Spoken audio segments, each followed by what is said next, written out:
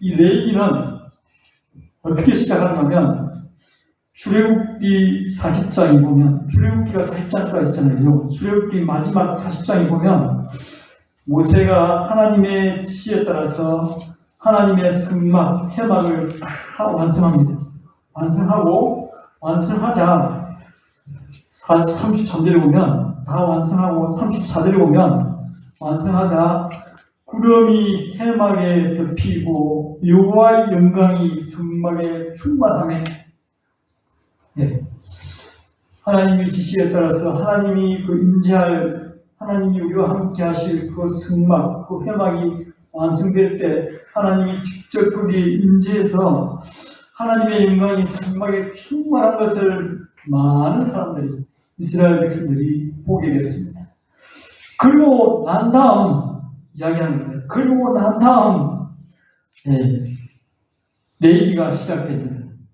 그래서 레위기의 그 히브리어 제목은 바이크라는 뜻입니다. 바이크라. 히브리어로 바이크라인데 그 뜻이 뭔가 하면 그리고 그가 불렀다. And he called. 그래서 그 성막에 하나님의 영광이 가득하고 그리고 하나님이 모세를 불러서 어떻게 나를 예배하고 어떻게 하나님을 섬길 것인가에 대해서 가르쳐준 책이 무슨 책이라고요? 레위기라는 책입니다.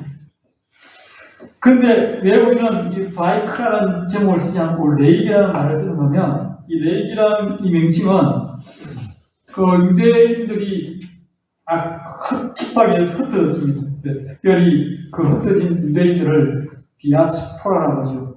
그 디아스포라 유대인들을 위해서 히브리어로 된 구약 성경을 그 당시에 복림의 그리스어 우리가 말하는 헬라어로 번역하는 과정에서 이 번역자들이 이 책의 이름을 레위기라고 하자라고 정했습니다. 그래서 레위기라는 뜻은 레위기에 관한 사항들을 적었다 해서 레위기라고 불렀습니다. 영어로는 리비티커스라고 이렇게 정했습니다. 이 레위기의 주제는 한마디로 말하면 거룩입니다. 레위기 11장 45절 이 레위기서의 주제 구절과 같은 구절입니다. 우리가 다 같이 읽겠습니다. 레위기 11장 45절 시작. 나는 너희 하나님이 되려고 너희를 애굽 땅에서 인도하여 낸 여호와라. 내가 거룩하니 너희도 거룩할지어다.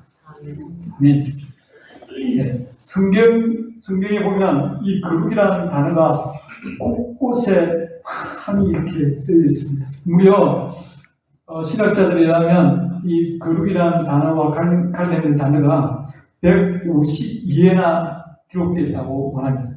그래서 이 성경은 정말 성경이죠. 거룩한 경전이라는 뜻입니다. 그 거룩이라는 단어가 레위기에서는 90번 이상 등장합니다. 그래서 바로 이 레위기의 주제는 바로 거룩이라고 볼 수 있습니다. 레위기는 어린 양의 피로 구원받고 구별된 이스라엘 백성들이 하나님을 어떻게 예배할 것인가, 그리고 거룩한 하나님과 어떻게 동행한 삶을 살 것인가를 가르쳐준 교과서입니다. 우리가 공부를 잘하려면 무엇을 열심히 봐야 돼요? 참고서를 열심히 보는 게 아니라 교과서를 열심히 봐야죠. 이게 수능철이 되면 수능은 만점자 이렇게 인터뷰하면 뭘 가지고 어떻게 공부했습니까? 그리고 옛날에 주로 레파토리가 저는 열심히 교과서 위주로 공부했습니다. 이렇게 이야기하는 거 들으셨죠? 교과서가 아주 중요한, 교과서를 잘 이해해야 그 다음 참고서 풀려하고 문제집도 풀려하고 교과서의 모든 게 중요한 게 다 담겨 있다니까요. 그래서 이 하나님을 어떻게 예배하고 하나님과 어떻게 거룩한 삶을 살 것인가 그걸 가르치는 이 레위기를 열심히 공부하시기 바랍니다. 아멘. 유대인들은 지금도 아이들이 태어나면 가장 먼저 가르치는 책이 레이기예요. 성경이 그 유대인들이 유대교를 믿는 유대인들은 구약만 받아들이는데 그 30분 중에서 가장 먼저 가르치고 가장 강조하고 가장 암송을 많이 시키는 책이 뭐라고요? 레이기입니다.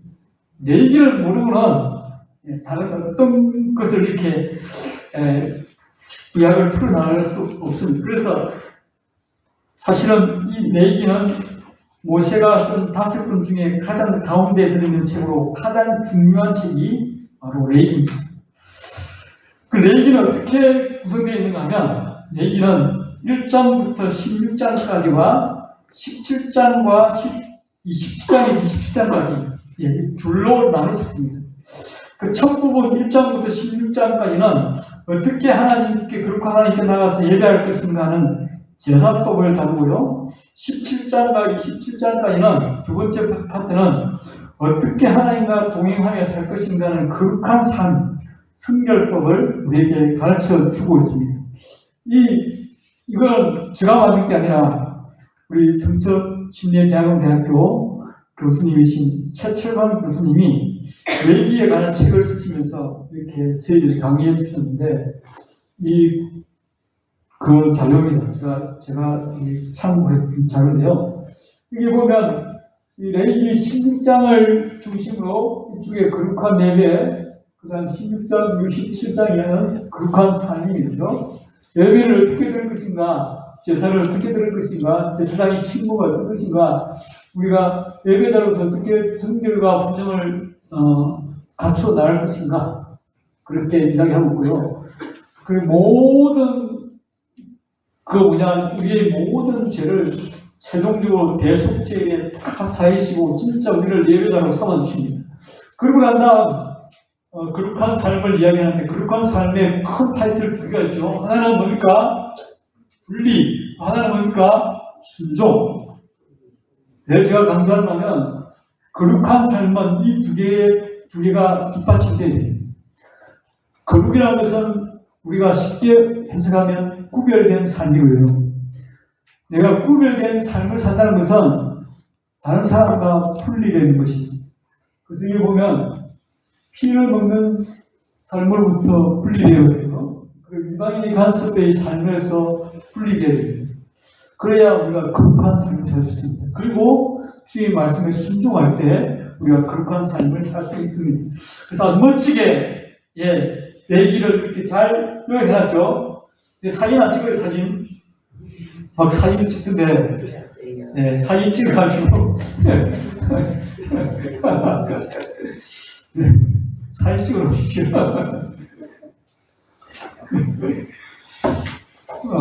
그래서 오늘은 우리가 레이기 1장을 한번 살펴보기로 합니다.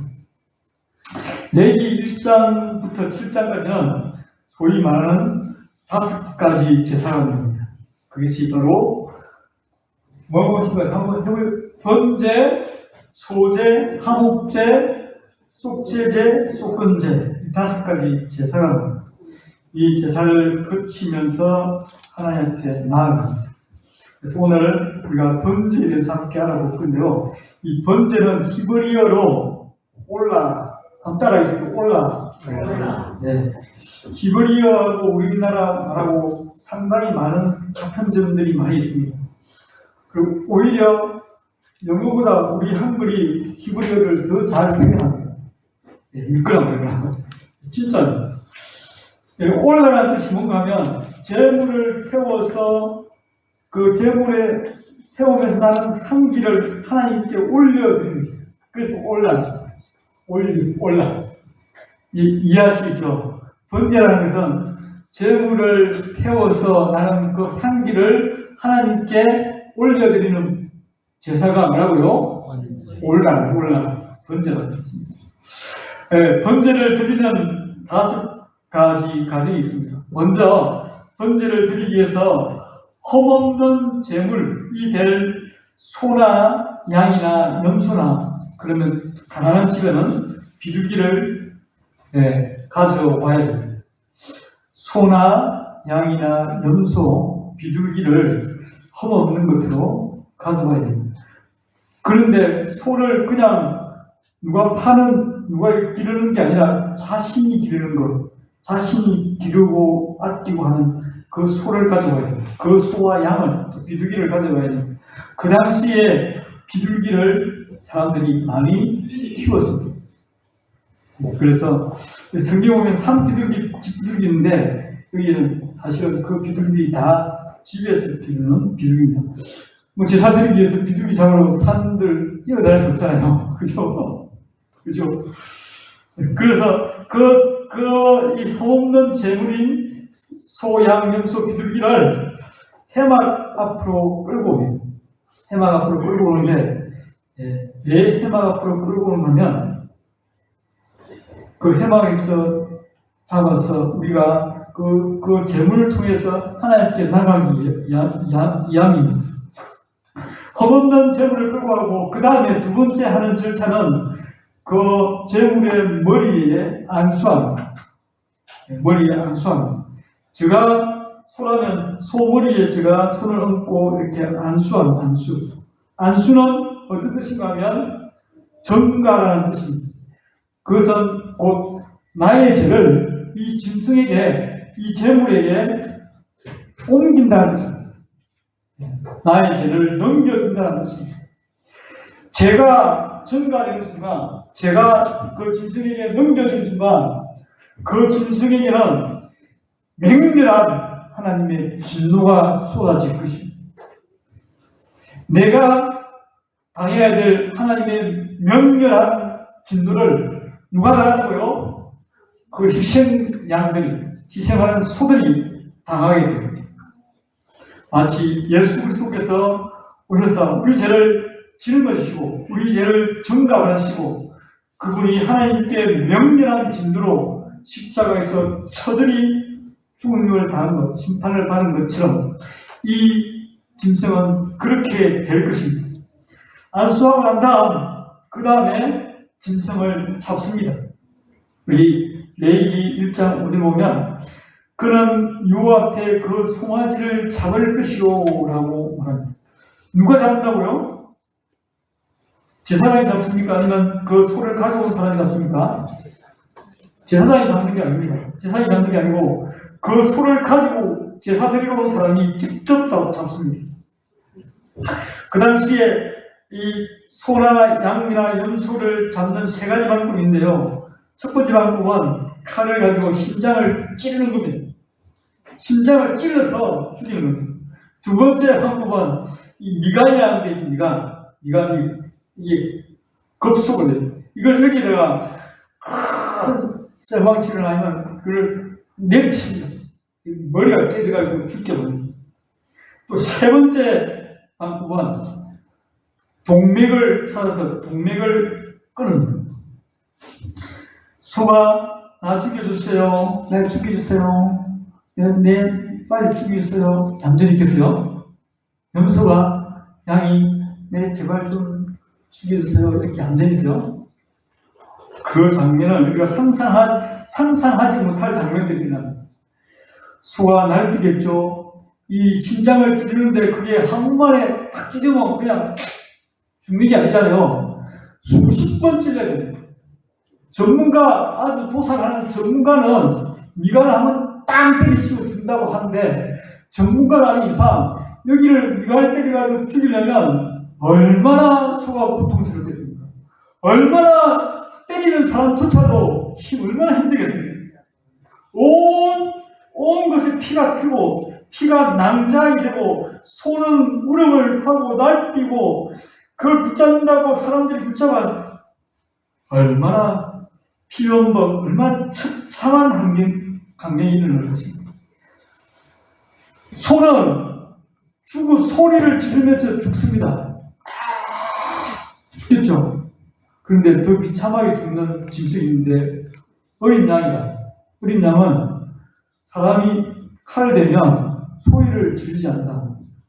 소리를 지르지 않고 자기를 지른 사람을 많이 쳐다보면서 죽는다고 합니다.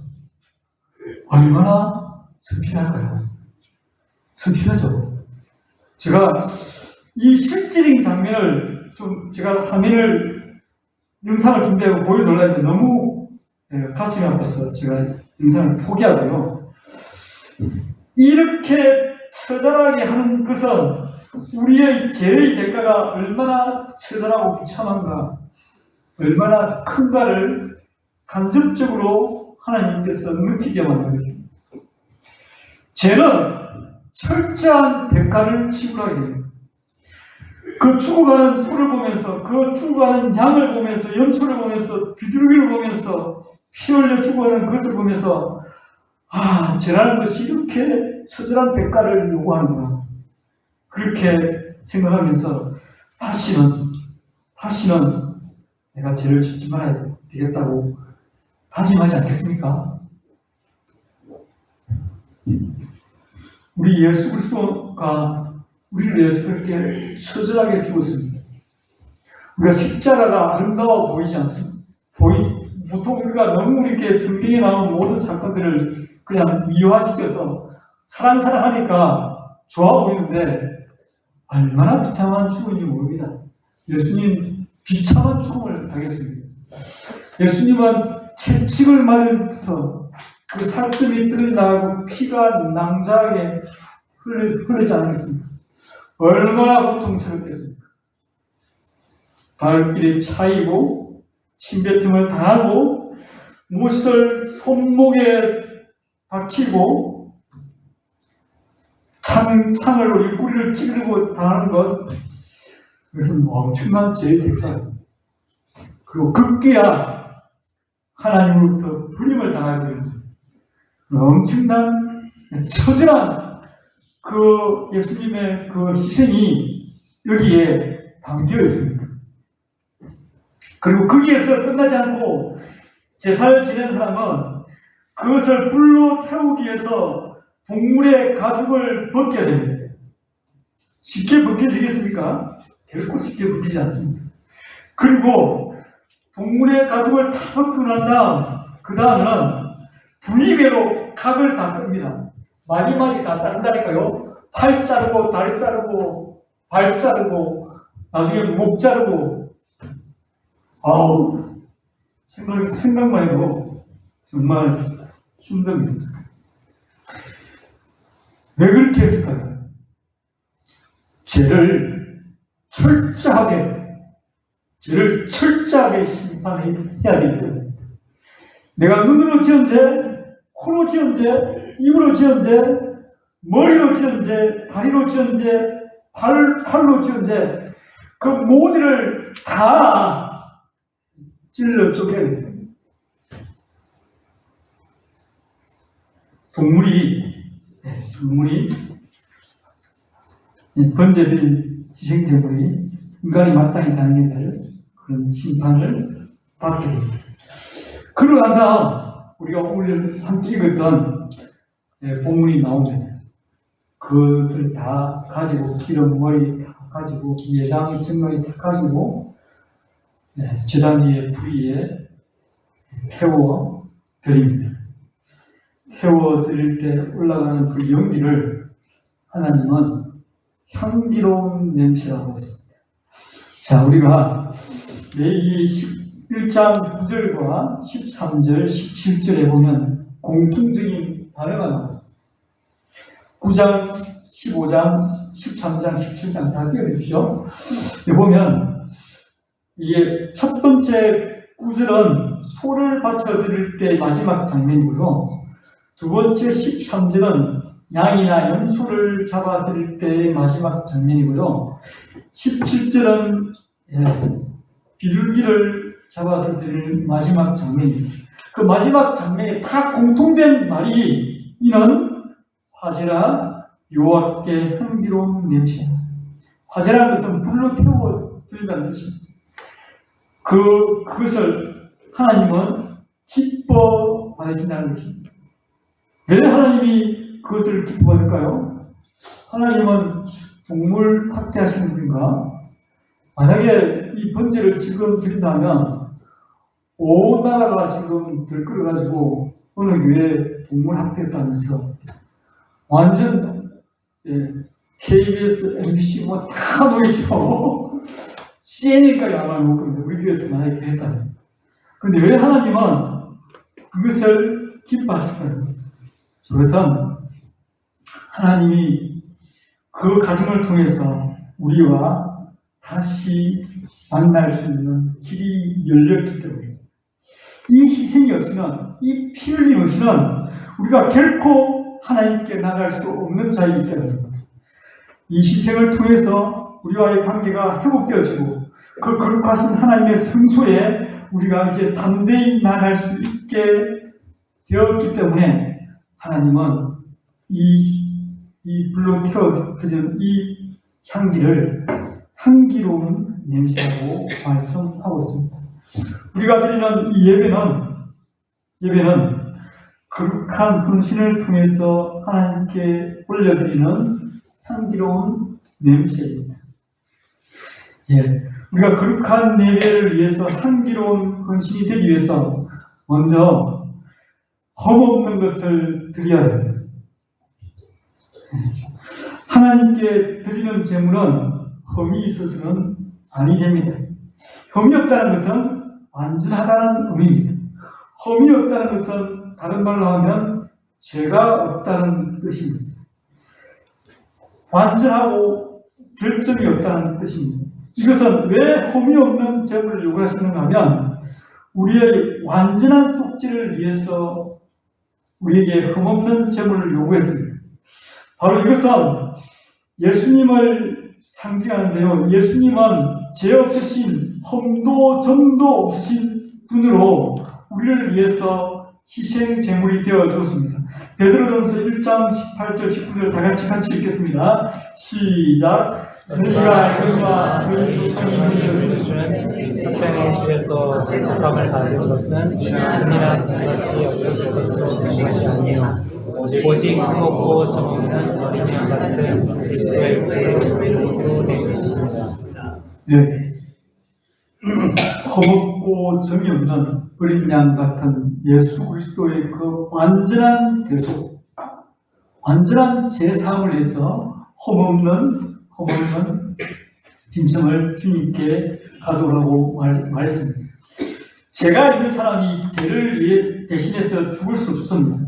죄가 전혀 없는 사람만이 우리 죄인을 구원하기 위해서 죄의 제물로, 속죄의 제물로 자기 자신을 드릴 수 있습니다. 그분은 오직 유일하게 오신 하나님의 아들 예수 그리스도만이 그 일들을 감당할 수 있습니다. 흠이 있으면 거룩하신 하나님을 나가서 경배할 수 없다는 뜻입니다. 사실 우리는 굉장히 흠이 가득한 자들이죠. 우리는 이 자신들을 돌아보면 흠이 가득한 자입니다. 그래서 우리는 예수 그리스도가 필요합니다.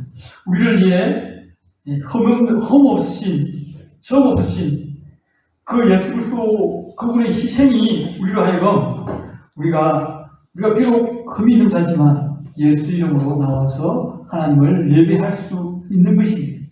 우리 모두는 예배에 나올 때마다 우리를 위해서 돌아가신 흠없고 정없는 어린 양 되신 예수 그리스도를 높여드려야 될 것입니다. 우리는 예수 그리스도의 그 이름만 의지하여 우리가 거룩한 예배를 드릴 수가 있습니다. 예수 그리스도의 이름을 의지하지 않고는 우리가 결코 하나님께 나아가 경배할 수 없습니다. 두 번째, 거룩한 예배를 위한 향기로운 헌신이 되기 위해서는 기쁘게 자원해서 드려야 됩니다. 여기 보면 레위기 1장 3절을 제가 킹 제임스 버전 올려주시죠. 킹 제임스 버전이 보면 그의 예물이 수록되어 번제 희생이면 험없는 숫것으로 드릴 것이며 대중의 성막 문에서 주 앞에 뭐함으로? 자원함으로 드릴 것이다. His own voluntary will이라고 자기 자신이 원해서 스스로 기쁘게 드리는 예물이 되어야 되는 것입니다. 예수 그리스도는 우리를 위해서 기쁘게 그 뜻을 행하려 오셨습니다. 히브리서 10장 7절에 보면 이에 내가 말하기를 하나님이여 보시옵소서 두루마리 책에 나를 가리켜 기록된 것 같이 하나님의 뜻을 행하려 왔나이다 하셨느니라. 예수 그리스도는 어린 양이 되기 위해서, 어린 양의 제물이 되기 위해서 기쁘게 자원해서 이 땅에 오신 분이십니다.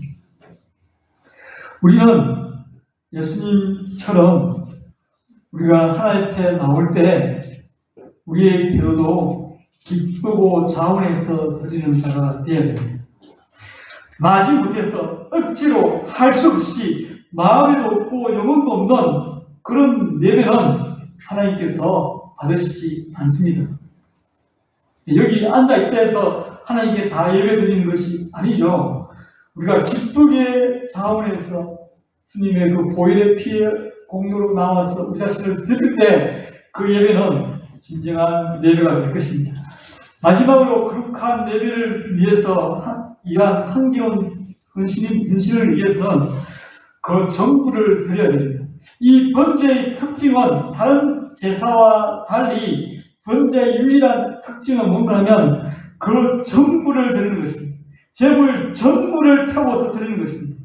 우리가 읽었듯이 레위기 1장 9절에 보면 소를 어떻게 드리는가 하면 그 내장과 정갱이를 물을 씻을 것이요 제사장은 그 전부를 제단 위에 불살라 번제 드릴지니 하며 그 제물 전체를 드리는 그것이 번제의 가장 특징입니다. 오로지 하나님께만 드리는 것입니다. 예배는 우리의 전부를 드리는 것입니다. 거룩은 또 다른 의미가 있는데 부족함이 없다는 뜻입니다. 거룩은 구별되지만 부족함이 없다는 뜻이 있습니다. 뭔가 부족하면 거룩이 깨어집니다. 우리가 거룩한 예배자가 된다는 것은 우리의 모든 것을 다 드리는 것입니다. 그래서 우리가 주일날 11시에 이 시간에 드리는 이 예배만 우리의 전부가 아니지 않습니까?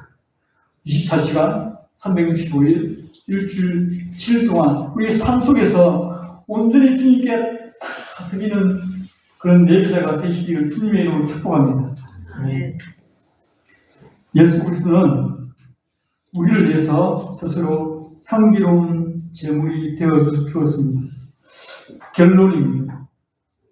에베소서 5장 2절 그리스도께서 너희를 사랑하신 것 같이 너희도 사랑 가운데 행하라. 그는 우리를 위하여 자신을 버리사 향기로운 제물과 희생 제물로 하나님께 드렸느니라. 예수 그리스도 그분이 온전히 자기 자신을 하나님께 향기로운 제물로 드림으로 말미암아 희생 제물이 됨으로 말미암아 우리는 오늘도 거룩하신 하나님 앞에 담대히 나가서 하나님을 예배할 수 있게 되었습니다. 얼마나 놀랍고 감사한 일입니까? 어노인팅이 부른 예수의 피를 힘입어 그 구름부에 보면 예수의 십자가의 보혈 완전한 사랑 힘입어 나아갑니다. 십자가의 보혈 완전한 사랑 힘입어 예배합니다. 라고 어노인팅 찬양하고 있습니다. 우리의 삶도 정말 내가 예수 그리스도의 그 보혈, 예수 그리스도의 그 사랑을 힘입어 하나님을 예배합니다. 저를 받아주십시오. 제가 기쁘게 주님 찬양하기를 원합니다. 이 전부를 주님께서 받아주십시오. 라고 예배하는 우리 모두가 되기를 주님의 이름으로 축복합니다. 기도하시고